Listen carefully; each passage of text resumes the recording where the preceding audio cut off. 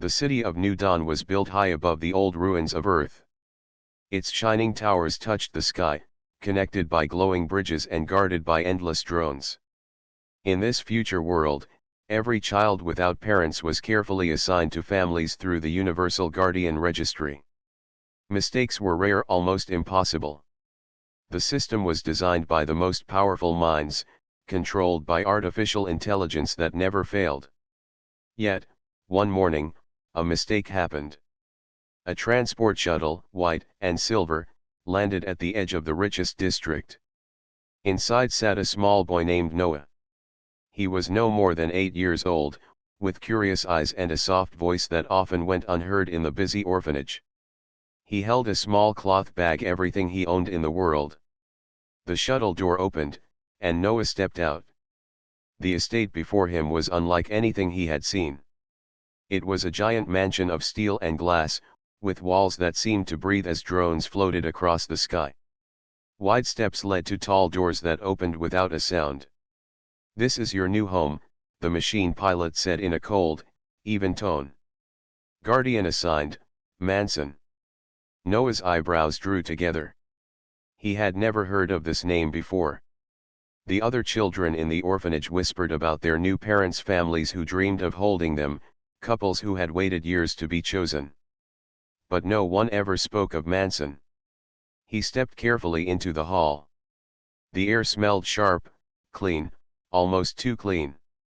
Tall machines stood on either side of the entrance, their lights glowing as they scanned him. For a moment, Noah wondered if he was really wanted here. Then, from the far end of the hall, a figure appeared.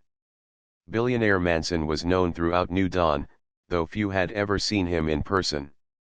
Tall, with silver-streaked hair and a sharp gaze, he moved like a man who had never needed anyone.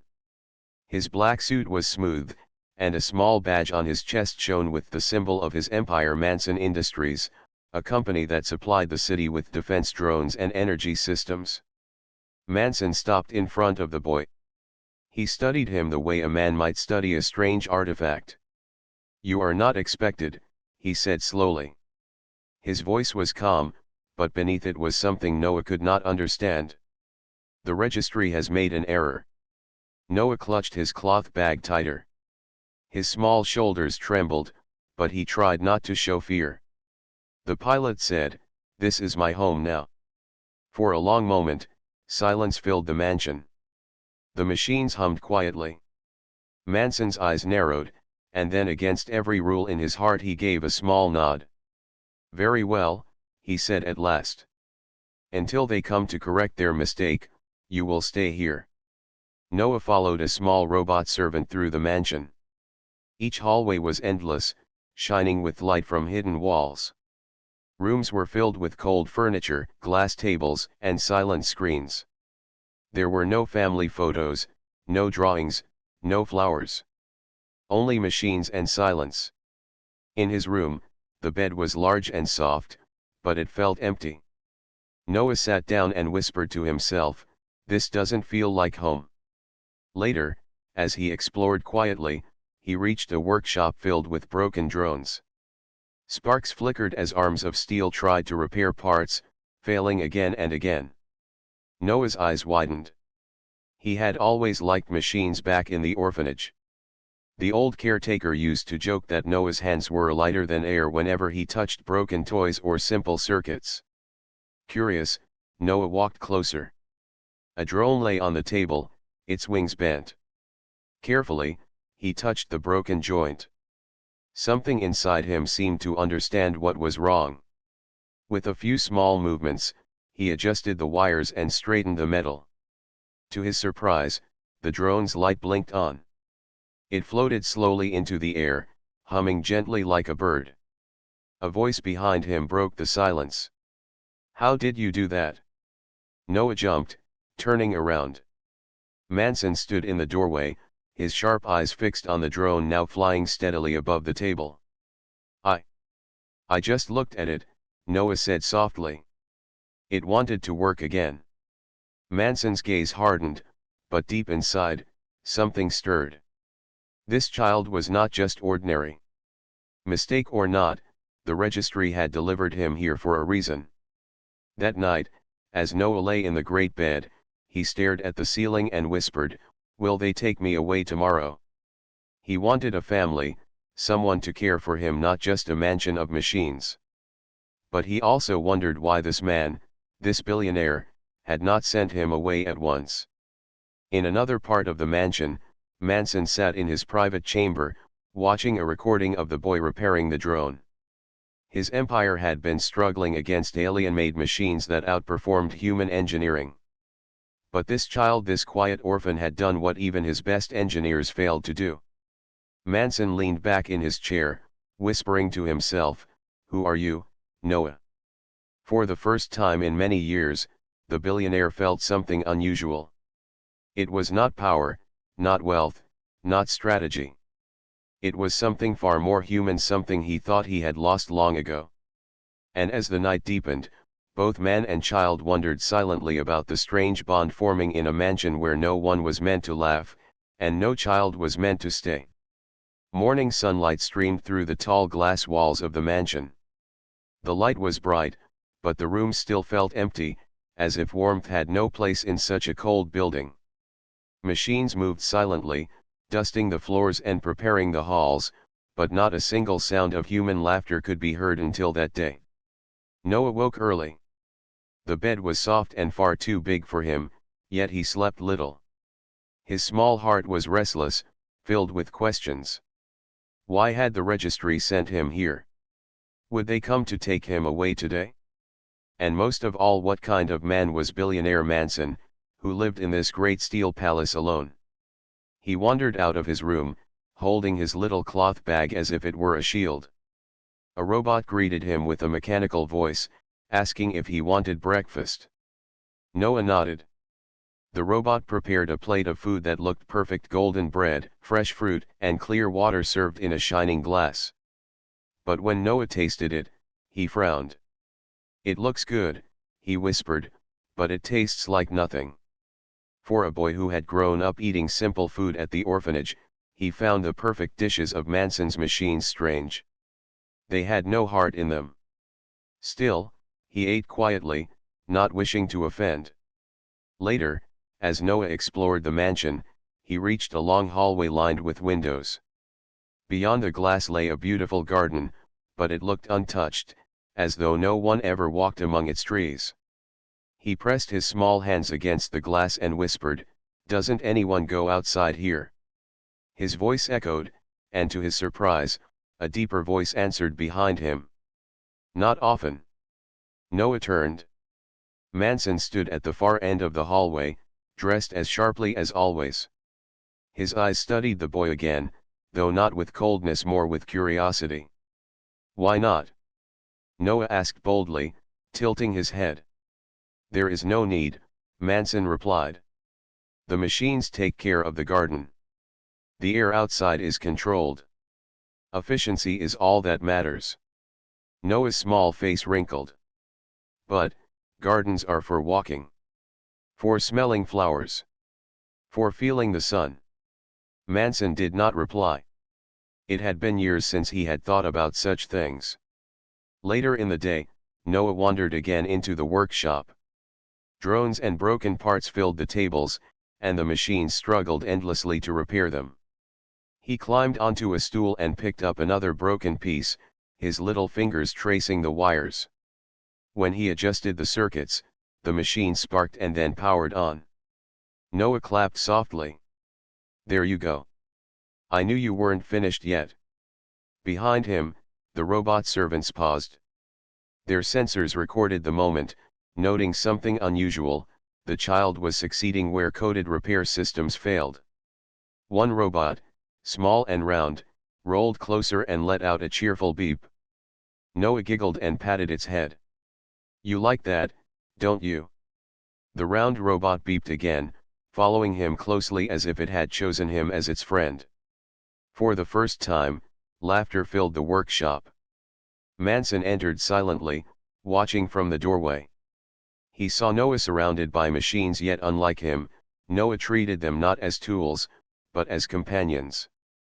His laughter was light, filling the cold air with something alive.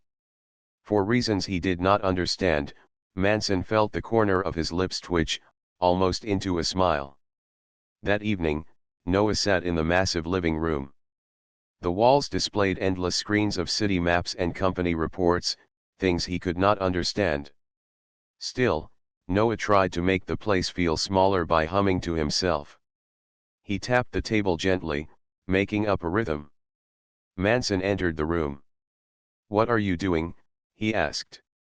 "Making music," Noah said simply. "The walls are too quiet. If I make noise, they feel less scary." Manson tilted his head.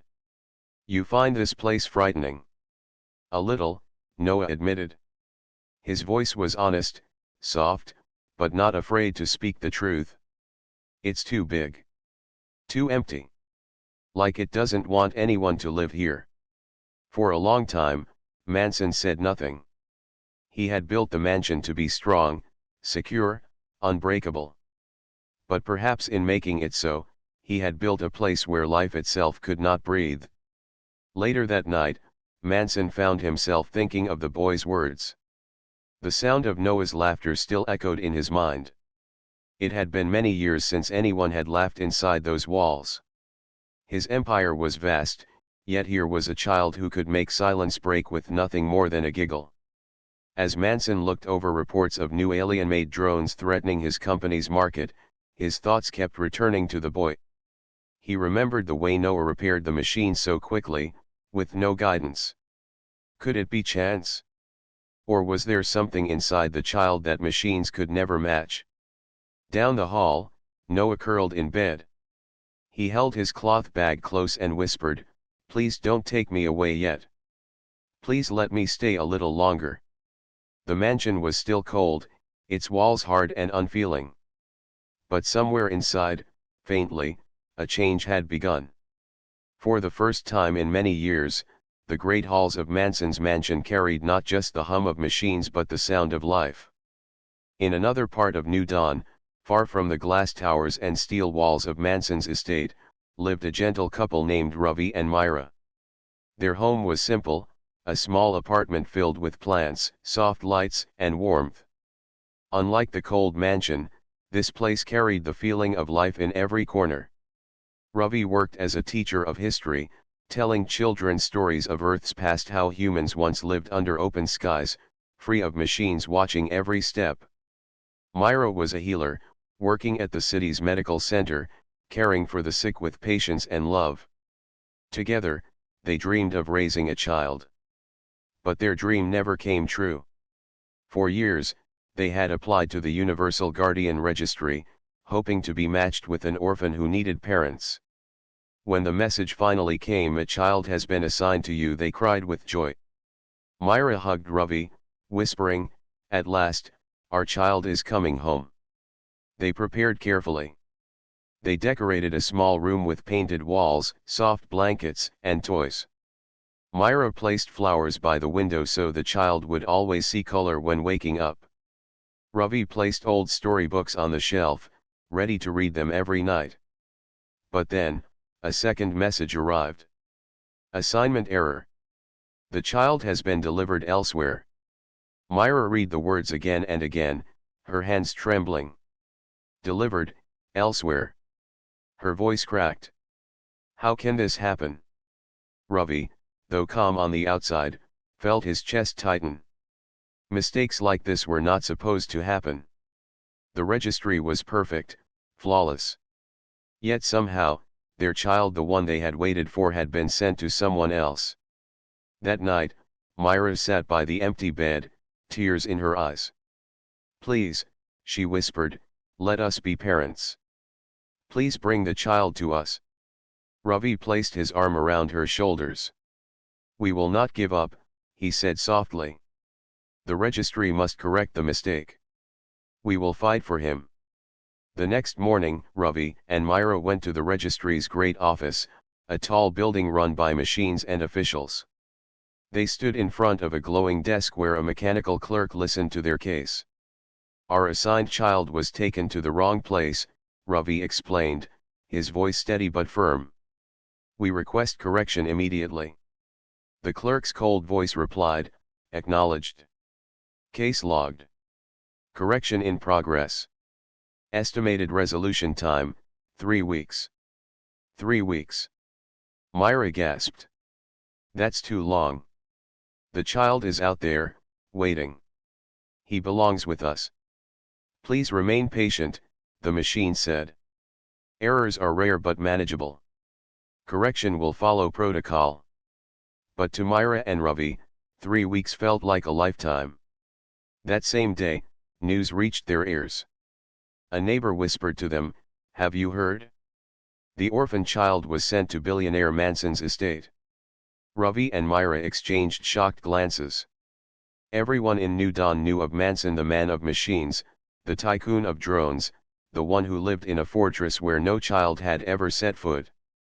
Myra pressed her hands together, whispering in disbelief, "Our child, with him." Ravi clenched his jaw. "We must see him. We must try." Days later, they stood at the gates of the towering mansion. The estate loomed above them, guarded by drones that scanned their every move. Myra held Ravi's hand tightly, her heart racing. A small robot rolled forward, asking in a flat voice, "State your purpose." Myra stepped forward, her voice trembling but brave.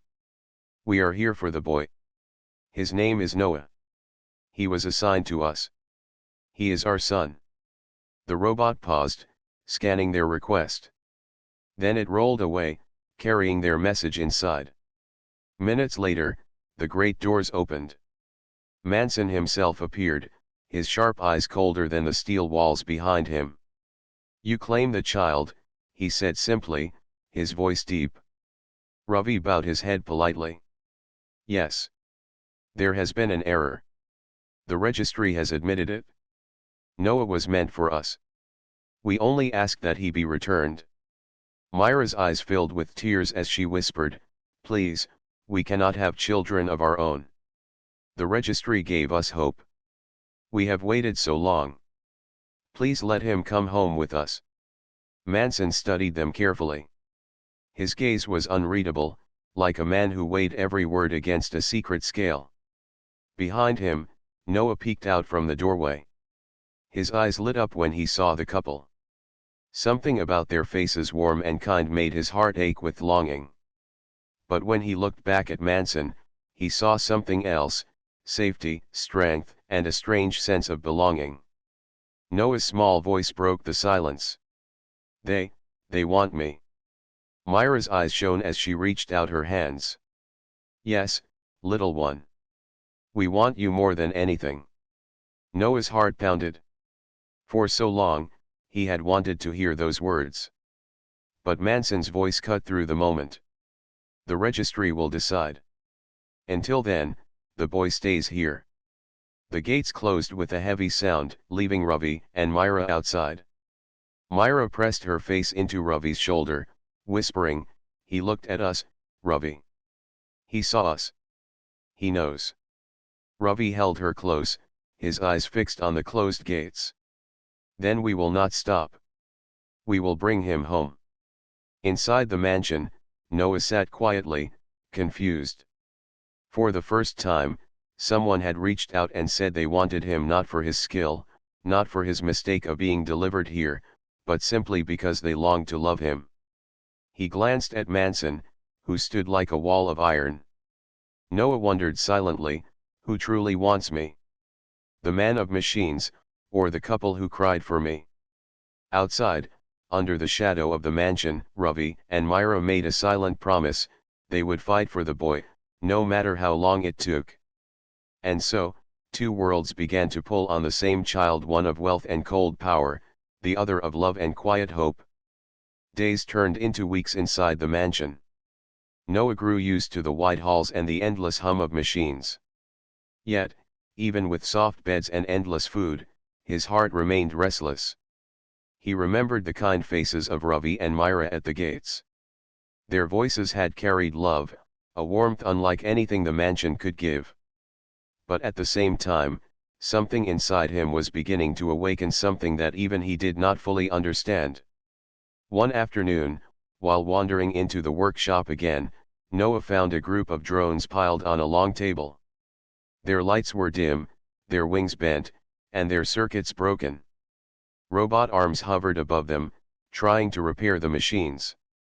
Sparks flew, but every attempt ended in failure. Noah tilted his head.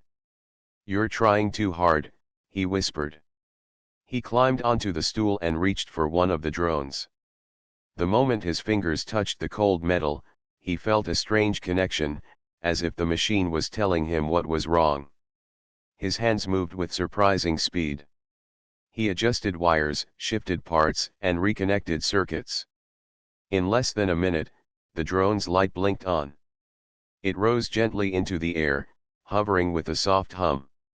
Noah smiled. "There you go. I knew you weren't finished yet." The other drones seemed to wait for him. One by one, he touched them, fixing pieces the robots had overlooked. Soon, the workshop buzzed with life as the machines floated above him, circling like birds around their keeper. Noah laughed softly, clapping his hands. "See? You just needed someone to listen." Unseen by Noah, Manson had been watching from the doorway. His sharp eyes widened as he saw the boy succeed where even his top engineers had failed. The drones designed with the most complex alien-influenced systems were never easy to repair. Yet this child had fixed them without manuals, without training, with nothing but touch and instinct. Manson stepped inside. "How did you do that?" Noah froze. He looked down, unsure if he had done something wrong. "I just understood. The drones were telling me what they needed." "Machines do not speak," Manson said firmly. "They do," Noah replied quietly, placing his hand on another broken piece. "Not with words. With feelings. Like when someone is sad or tired. You can feel it if you listen." Manson stood silent for a long moment. He had built his empire on machines, yet he had never thought of them as anything but tools. And here was a boy, an orphan, treating them like living things and somehow making them work again. Later that evening, Manson called his most trusted advisor, an old engineer named Halden. Together, they observed Noah as he worked again. Halden whispered, almost in awe, "Sir, this boy, he is doing what no program can. He sees inside the machines as if they were open books. If this becomes known, the city will fight to claim him." Manson's jaw tightened. He knew Halden was right. In New Dawn, where alien corporations sold technology stronger than anything human made, Noah's gift was more than rare, it was priceless. Yet Manson felt something more than business stirring in his chest. It was the same feeling he had ignored for years, the one he thought was lost to him, the quiet pull of family. While Manson wrestled with his thoughts, far across the city, Ravi and Myra heard the first whispers. "The boy has a strange gift," someone told them. "They say he fixed drones that even Manson's best men could not repair." Myra's eyes filled with wonder. "So it's true. Noah is special." Ravi held her hands. "We must bring him home, Myra. Not because of his gift, but because he is our son. If the city discovers what he can do, they will try to use him. He needs protection, not power." Myra nodded firmly. "We will fight harder.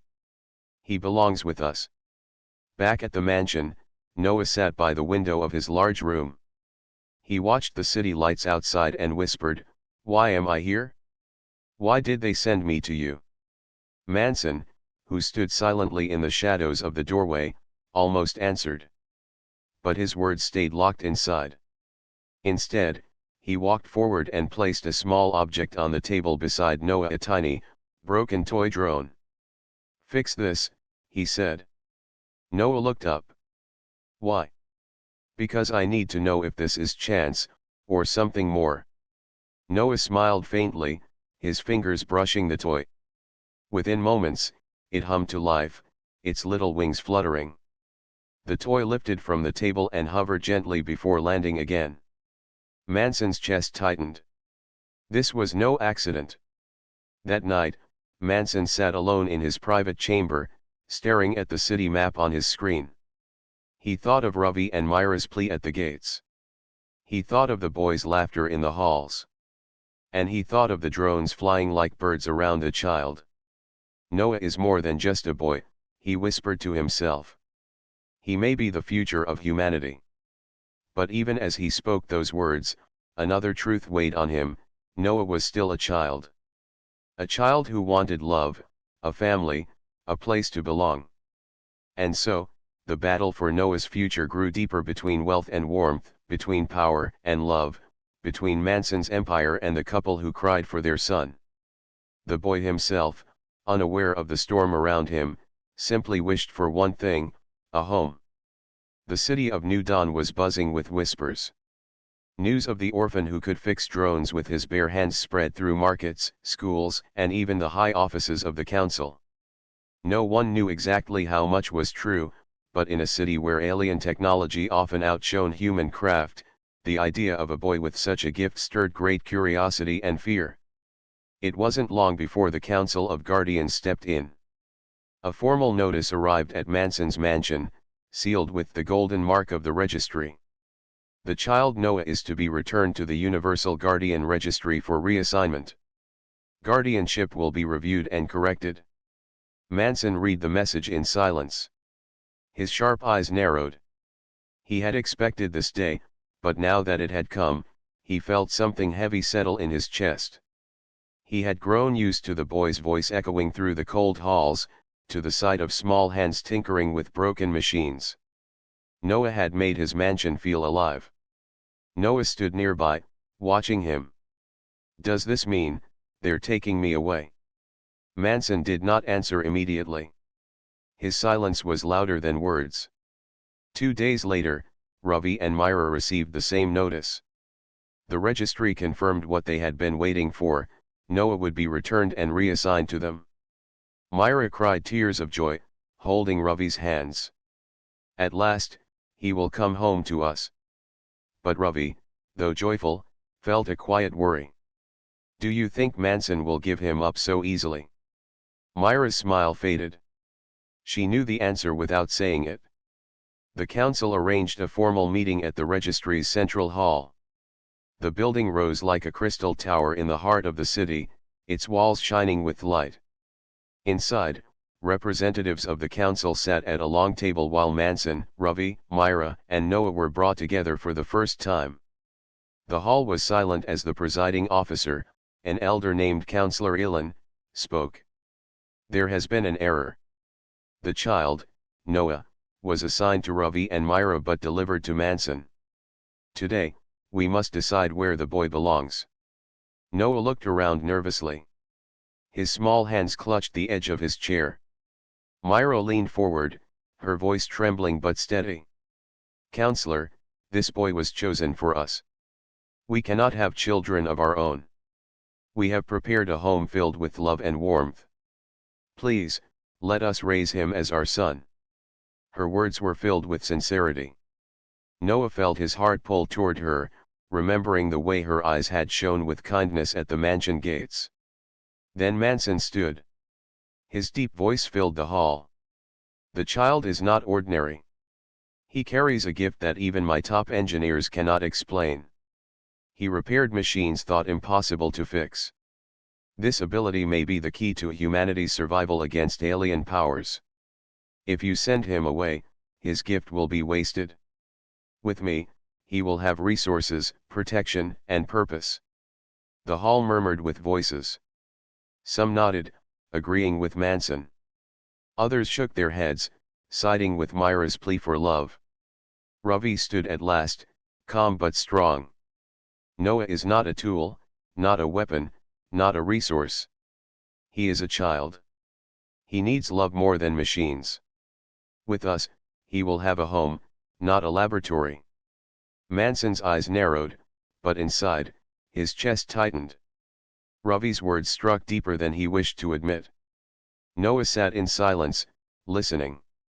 One side offered love, warmth, and stories before bedtime. The other offered power, safety, and the chance to matter in a larger world. His young mind could not fully understand the weight of the choice, but his heart felt torn in two. At last, the counselor turned to Noah himself. "Child," she said gently, "what is it you want?" The room grew still.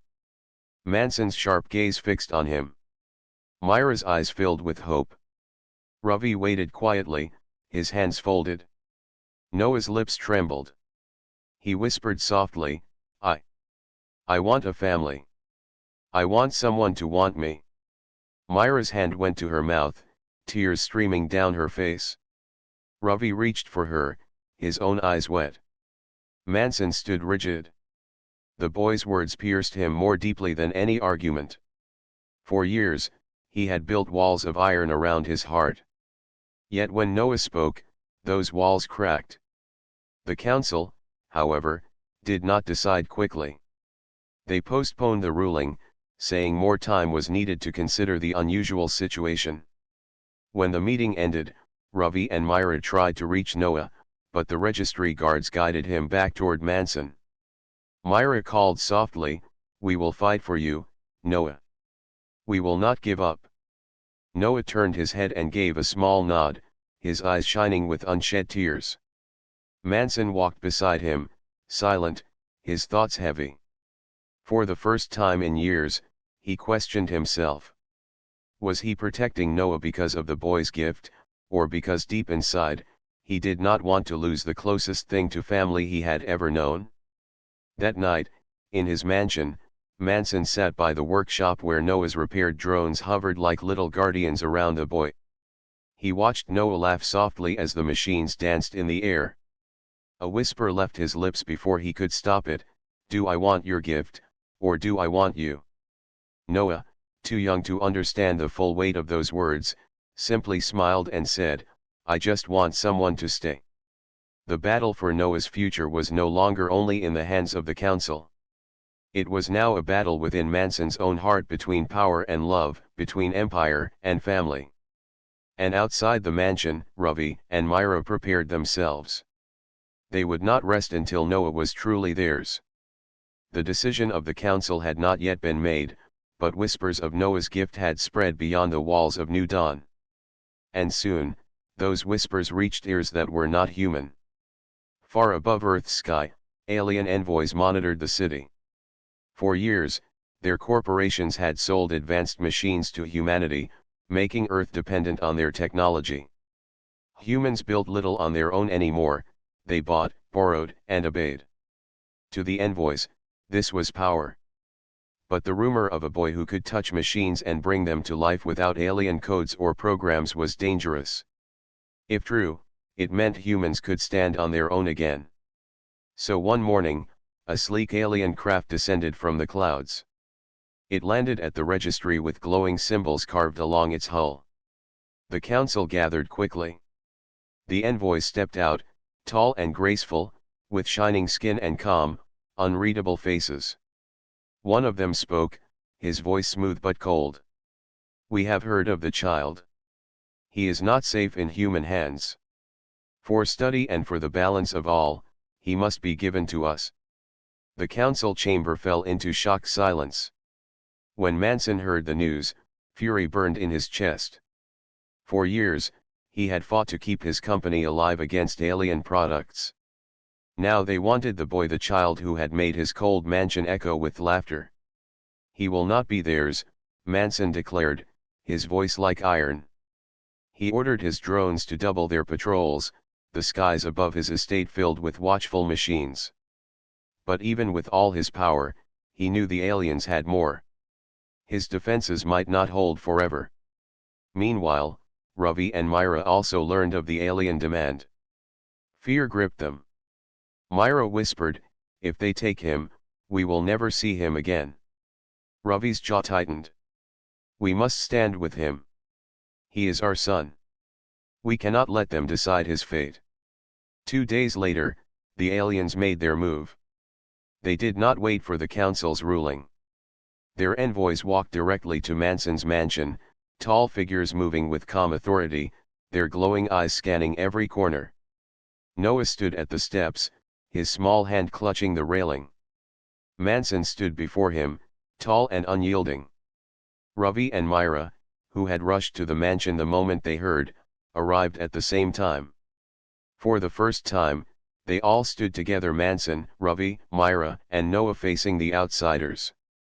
The lead envoy raised a slender hand. "This child carries something dangerous. He must come with us. Humanity is not ready for such power." Manson's voice was deep, steady. "No. Humanity may be weak, but this child belongs to us. He belongs to Earth." The envoy's eyes narrowed. "You risk war."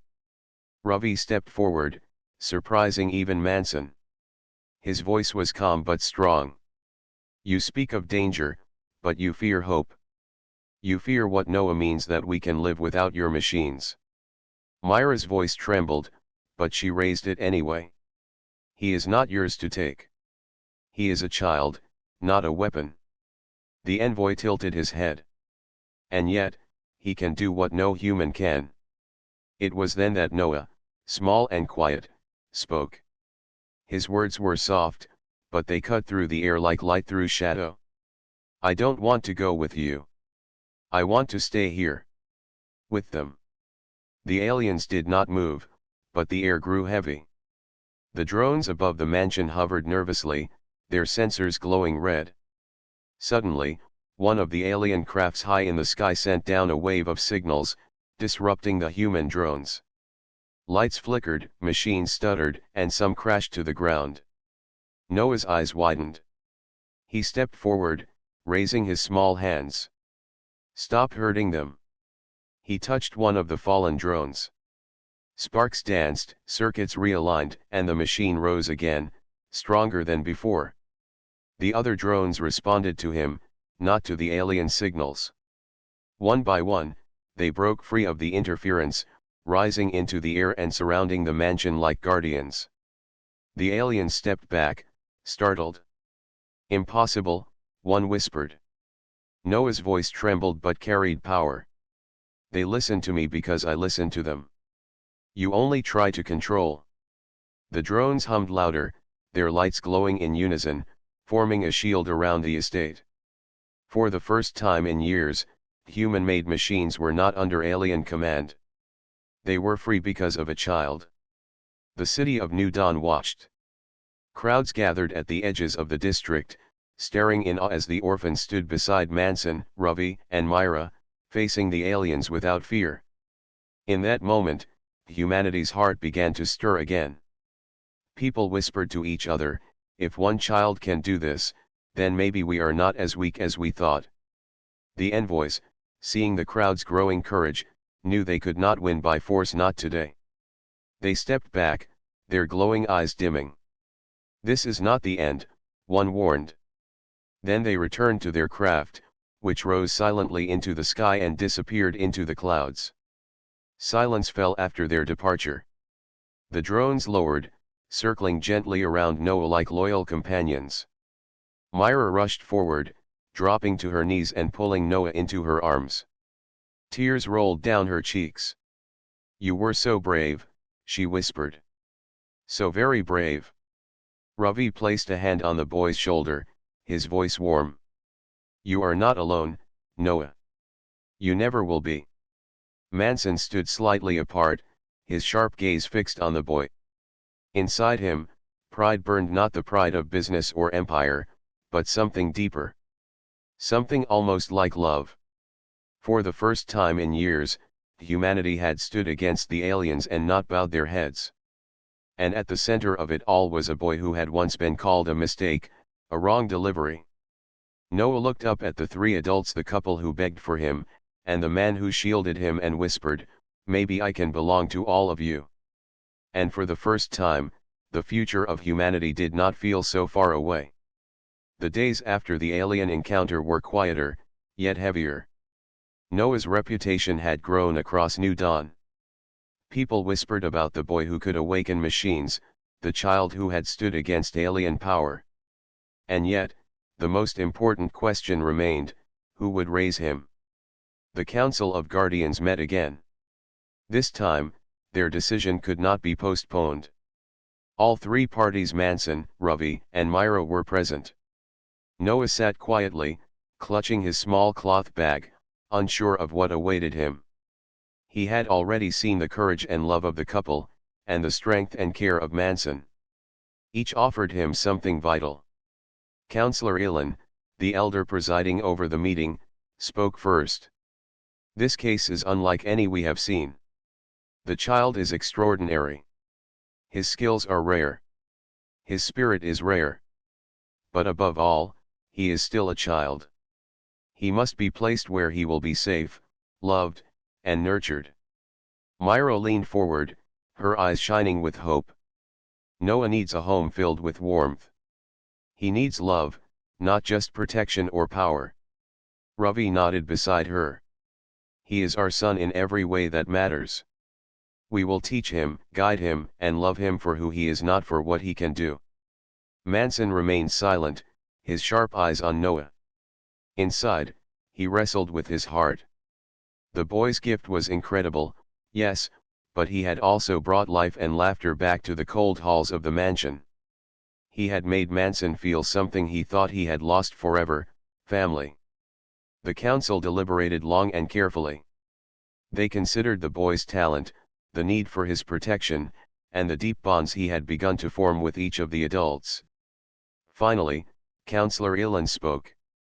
"Noah," she said, turning to the boy, "we cannot decide for you entirely. But we can arrange something unusual. You may have a family that is more than one person, more than one home. You will live where you feel safe, where you are loved, and where your talents can grow freely." Noah blinked. He did not fully understand the words, but he felt a warmth spread through him. He looked at Myra and Ravi, who smiled softly, and then at Manson, who nodded with quiet approval. Over the next days, the arrangements were made. Noah would split his time between the couple and Manson. He would sleep sometimes in the mansion, learning to fix machines and explore the workshops. At other times, he would return to Ravi and Myra's apartment, where he would read storybooks, play in the garden, and learn the small joys of everyday life. Noah's small heart felt full. He had always wished for love, for someone to care for him, and now he had it not just from one family, but from many. The mansion, once cold and unfeeling, began to change. The machines Noah had repaired floated gently around the halls. Their hums were soft, almost like music. Manson walked through them, still sharp, still calculating, but he now noticed the small signs of life Noah left behind: a drawing on a table, a tiny flower placed near a broken drone, laughter echoing where silence had reigned. Meanwhile, Ravi and Myra reveled in the boys' presence. Noah taught them small tricks with drones and machines, surprising them with his skill. But more importantly, they shared stories, games, and bedtime routines. Every evening, Noah felt the warmth of a family's love pressing gently against his heart. Months passed. Noah grew stronger, smarter, and happier. People in the city came to know him not only as a child with talent, but as a symbol, the boy who bridged the world of power and the world of love, showing that humans could rise without losing their humanity. Even the aliens, observing quietly from afar, began to reconsider their influence. If one child could awaken hope in machines, perhaps humanity was no longer something to be controlled but something to respect. One evening, as the sun dipped below the horizon, Noah sat in the mansion's workshop. Manson joined him silently. The boy held a small drone, its lights blinking softly. "You've grown," Manson said, almost softly. Noah smiled. "I've learned a lot from you, and from them." He glanced toward the city lights, then back at Manson. "I think I can do anything if I have people who care." Manson nodded. "And we will always care for you. Not just for your skills, but because you are yourself." Noah's eyes twinkled. For the first time, he felt truly safe and truly wanted. Later, in Ravi and Myra's apartment, The boy laughed as he ran through the small garden, chasing a tiny mechanical bird he had repaired. Myra caught him gently, holding him close. "You are our son," she whispered. Ravi watched with a quiet smile. "And you will always have a home here too. No matter where you are." Noah looked up at the night sky through the window. For the first time, he understood something important: family was not just one person, one house, or one definition. Family could be more. Family could be chosen, shared, and grown from love. And as the stars shimmered above new dawn, Noah's laughter echoed across the city. In his small hands, he held not only a repaired drone but a future full of hope, warmth, and strength. The orphan who had been sent to the wrong billionaire, the child who had faced love, power, and danger, had finally found a place in the world. And that place was not one home, but many hearts that cared for him. Humanity had stood tall through him. Love had triumphed, courage had prevailed, and a new dawn had arrived not just for Noah, but for everyone who dared to hope. The city of New Dawn would never forget the boy who had reminded them all what it truly meant to be human.